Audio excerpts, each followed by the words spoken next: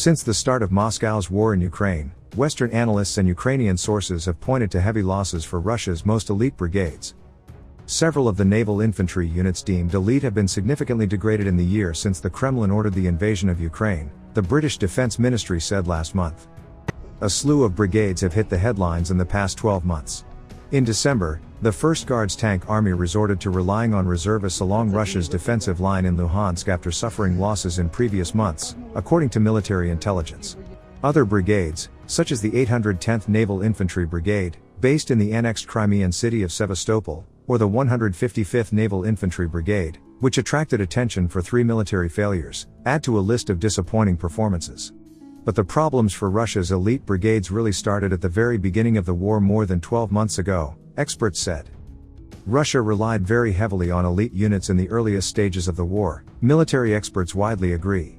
Several interlinked issues come into play here for the elite soldiers, the first of which is a resource void for today's brigades. Battalion tactical groups, BTGs, are formed from the larger brigades, and take the most experienced troops and best resources to take to battle.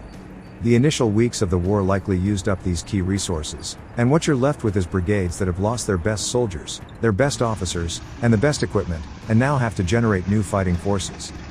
Most certainly, the casualties suffered by several high readiness units in the initial stage of the war have resulted in their very serious deterioration.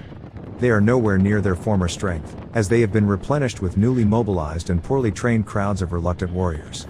The Russian army leaned heavily on airborne units in the initial weeks of the invasion on February 24, 2022, he said. This displayed overconfidence in Russian military commanders, Stone said, because these airborne forces, traveling often in helicopters or with parachutes, are not carrying heavy equipment. So elite forces that sucked up a lot of investment over a long period were decimated in the first weeks.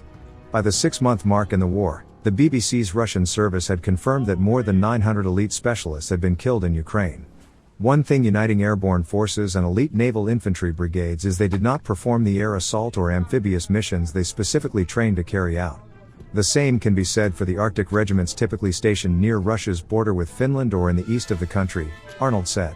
The 200th Motor Rifle Arctic Warfare Brigade was sent in Russia's initial assault on Kharkiv, and one of Russia's most formidable brigades was effectively destroyed, according to the Washington Post. These specialized forces were therefore chewed up in the initial, bloody weeks and battles. One of the most referenced of Russia's elite brigades in Ukraine is the 155th Naval Infantry.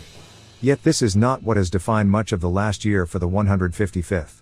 It is thought they have been committed to battle 3 times in the 12 months since troops poured into Ukrainian territory, first in Bucha, then Donetsk and most recently around the Donbas village of Vuhledar. Ukrainian officials said the 155th has been restaffed 3 times. None of the operations were a success. Last week, the British Defense Ministry singled out the 155th for their performance in Vuhledar. The brigade has been at the forefront of recent costly offensives, the ministry said, noting a number of Russian vehicle losses linked to the 155th in Vuhledar.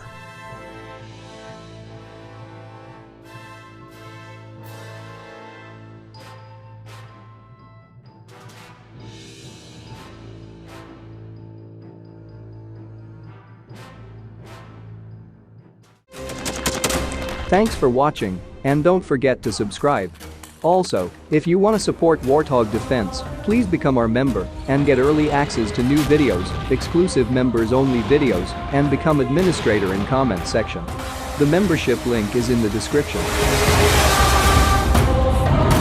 Rescues every day. We had a guy last week at 6 rescues in 6 days.